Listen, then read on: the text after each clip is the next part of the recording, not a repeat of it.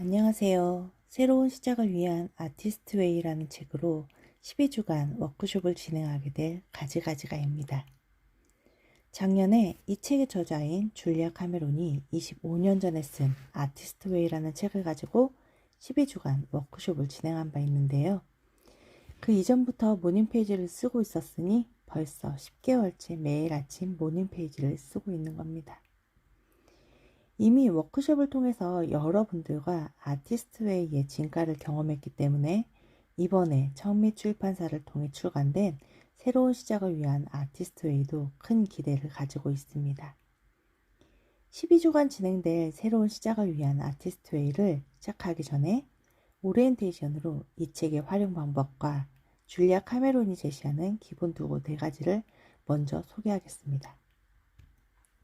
시작에 앞서 저자 줄리아 카메론과 그 두 책을 잠깐 소개해 볼까 하는데요. 줄리아 카메론은 소설가이자 시인, 시나리오 작가, 프로듀서, 영화 감독 등 다양한 분야에서 예술가로 활동하고 있습니다. 이혼의 아픔과 알코올 중독을 극복하면서 아티스트로 거듭나게 된 과거의 자신처럼 어려움에 빠진 아티스트들에게 도움을 주고자 시작된 창조성 회복 프로그램의 강의 노트를 정리한 책이 바로 나를 위한 12주간의 창조성 워크숍이라는 부제를 가지고 있는 아티스트웨이죠. 이 책은 무려 25년 전에 쓴 책인데요. 20개 언어로 번역되어 출간되었고 전 세계적으로 100만 부 이상의 판매가 이루어진 책으로 알려져 있습니다. 그리고 수많은 기업과 단체에서 자기개발 프로그램으로 채택하고 있습니다. 이 책에는 우리가 창조성을 회복하고 발휘하기 위해 단계별로 할 수 있는 것들이 소개되어 있는데요. 모든 연령대가 이 아티스트웨이를 활용했는데 이제 막 은퇴한 수강생들의 태도는 무척 절실했다고 합니다. 그래서 줄리아 카메론은 주거지를 센타페이로 옮기면서 이 책, 새로운 시작을 위한 아티스트웨이를 썼다고 하는데요. 이 책이죠. 줄리아 카메론은 이 책을 소개할 때 이렇게 말합니다. 이 책은 내 25년 강의 인생의 정수이자 인생의 제2막을 시작하는 수강생들이 던지는 그 다음은 뭐죠? 라는 질문에 대한 내 대답이다.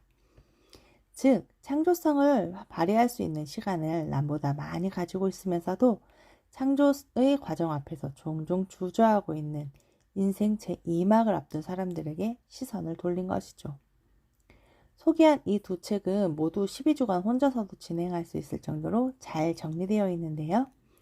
새로운 시작을 위한 아티스트웨이는 특히 이전 책과는 다른 주제와 회고록이라는 새로운 과제를 12주 과정 동안 제시합니다. 이 회고록의 목표는 자신을 재정의하고 재창조하면서 내가 소유하고자 하는 인생을 정의하고 창조하는 것이죠.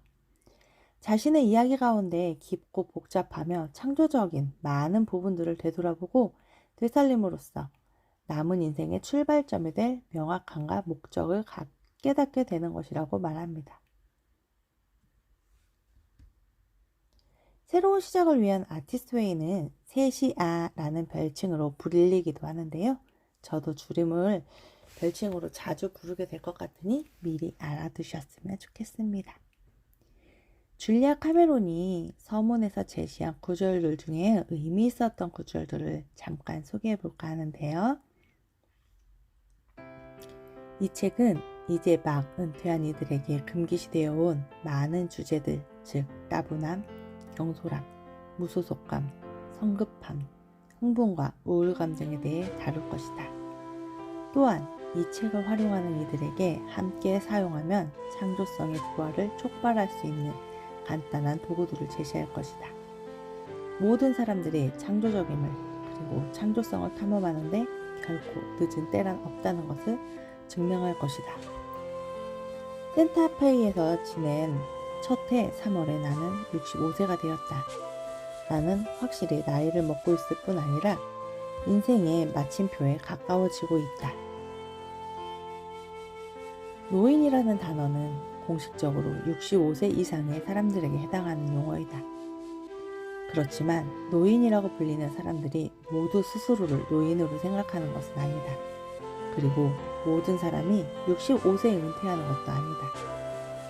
어떤 사람은 50세에, 어떤 사람은 80세에 은퇴한다. 나이란 상대적인 것이다. 활동 중인 예술가들 대부분은 결코 은퇴하지 않는다. 우리 자신의 인생의 제2막에서 무엇이 우리에게 기쁨을 가져다 줄 것인지를 시사하는 단서는 우리가 살아온 인생 안에 있다. 자기 표현은 멈추지 않으면 멈춰서도 안 된다는 점이다. 우리 한 사람 한 사람은 모두 창조적이다. 우리는 저마다 이 세상에 선보일 독특한 것을 가지고 있다. 시간과 경험을 둘 다 가지고 있다는 점은 우리에게 유리한 면이다. 은퇴기 프로젝트와 씨름하고 묻어두었던 꿈을 꺼낼 때이며 과거를 다시 돌아보고 미지의 세계를 탐험할 때이다. 바로 우리의 미래를 설계할 때이다. 여기까지인데요. 지금 내가 무엇을 할지 몰라 시간을 흘려보내고 계시는 분이라면 소문만 들어도 딱 나를 위한 책이구나 하는 느낌이 올 것 같은데요. 그럼 이 책을 어떻게 활용하는지에 대해서 알아보겠습니다. 이 책은 창조성을 확장하기를 바라는 사람이라면 누구나 참여할 수 있는 12주 프로그램으로 구성되어 있습니다. 이 책의 대상은 인생의 1막을 뒤로하고 아직은 확고히 설계되지 않은 인생 2막에 들어서려는 사람들인데요. 이는 어떤 사람들에게는 직장에서의 은퇴를 의미할 수도 있고 자녀들이 성장해서 독립한 뒤에 빈 둥지를 맞이한 사람일 수도 있습니다. 저 같은 경우는 12년간 직장 생활을 정리한 지 2년이 되었는데요. 그동안 무수히 많은 일이 있었지만 또 돌아보면 따분하고 어딘가에 소속되어 있음을 느끼지 못하고 간혹 흥분하기도 하고 우울해하면서 내 앞에 남아도는 시간을 체계 없이 부실하게 보냈는데요. 이전 책 아티스트웨이로 12주간의 워크숍 진행이 내 안에 숨어있던 창조성을 회복하는 계기를 마련하였다고 하면 세시아는 내 남은 인생의 출발점이 되어줄 수 있겠다는 기대감을 갖게 합니다. 이제 12주간 그 주에 해당하는 부분을 읽고 그 안에 기본 도구 4가지를 이용해서 과제를 수행하게 됩니다. 세시아에서는 모닝페이지와 아티스테이트 그리고 회고록과 산책이라는 기본 도구가 주어집니다. 새로운 시작을 위한 아티스트웨이를 활용하는 방법은 간단히 말하면 매일 모닝페이지를 쓰고 일주일에 한 번씩 아티스트 데이트를 그리고 일주일에 2번씩 산책을 하는 것입니다. 또 하나, 회고록은 12주에 걸쳐 진행되며 나의 특별한 인생 이야기를 12부분으로 나누어 한 번에 한 부분씩 감당할 수 있을 만큼만 다시 돌아보게 됩니다.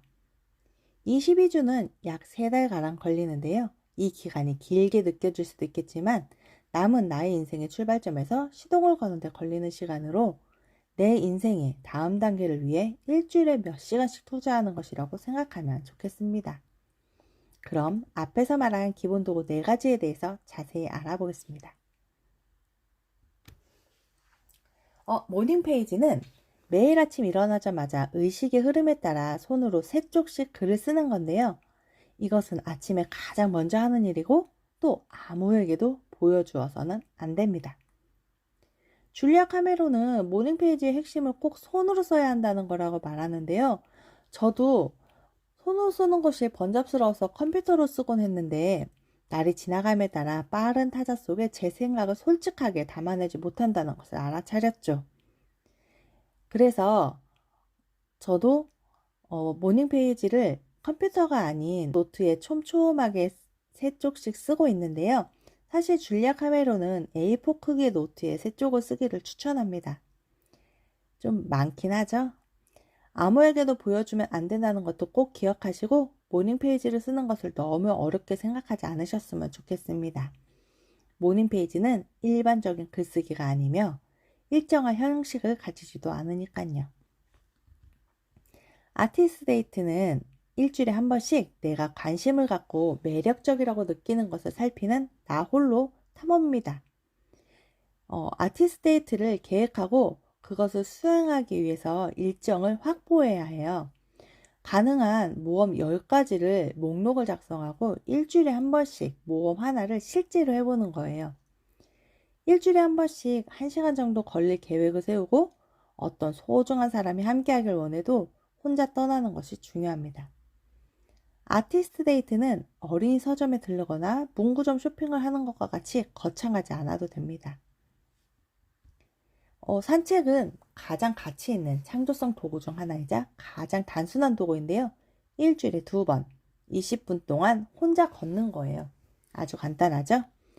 근데 이 산책을 해보시는 분들은 알지만 그 걷기의 효과는 아주 크죠. 줄리아 카메론은 종종 산책 중에 아하를 듣기 위해 귀를 기울이곤 한답니다. 이 아하는 통찰을 얻었을 때 내는 소리라고 하네요. 우리도 문제를 가지고 산책에 나갔다가 해결책을 가지고 돌아오는 아하를 경험해 보았으면 좋겠습니다. 회고록은 주마다 몇 년 단위로 기억을 일깨우고 인생을 되돌아보도록 구성된 과정인데요. 나의 나이를 12로 나누어 매주 한 부분씩 다루면 됩니다. 매주 제시되는 질문 목록에 질문에 답을 하면서 떠오르는 생생한 기억을 통해 전혀 생각지 못했던 치유와 명확함을 얻게 된다고 합니다. 저는 이 회고록을 쓰는 것이 가장 기대가 되는데요. 40을 간 넘은 나이에 회고록을 쓴다는 것이 참 부끄럽기도 하지만 더 지나면 정말 잊어버릴 수 있잖아요. 나의 인생을 조심스럽게 천천히 되돌아보는 것이 나에게 어떤 의미를 가져다 줄지 벌쩍 설레입니다. 앞으로 12주간 진행될 세시아를 미리 살펴보면 다음과 같은데요. 각 주차에는 4-5개의 소주제가 제공되고 각 주제마다 회고록을 포함하여 과제가 주어집니다. 그리고 앞서 말한 기본 도구 4가지에 대한 주간 점검사항이 마지막에 포함되어 있습니다. 이 책의 각 단계에는 혼자서도 충분히 수행해 볼 수 있도록 구성되어 있으니 저와 함께 매주 한 단계씩 밟아 나가보면 어떨까요? 저는 이미 전작 아티스트웨이의 12주간의 워크숍과 모닝 페이지를 통해 그 효과를 보고 누리고 있기에 이번 책 새로운 시작을 위한 아티스트웨이를 적극 권하는데요. 이 책의 단계별로 흥미로운 과정을 하나하나 따라가다 보면 창조적 꿈과 소망 그리고 욕구를 탐색하고 지금 다시 시작하기에 결코 늦지 않았음을 깨닫게 되기를 바라며 새로운 시작을 위한 아티스트웨이 12주간의 워크숍 오리엔테이션을 마치도록 하겠습니다. 다음 주에 1주차로 만나 뵐 건데요. 저와 함께 한 주씩 과정을 따라가 보고 싶으신 분은 좋아요, 구독, 알람 설정 잊지 마세요. 감사합니다.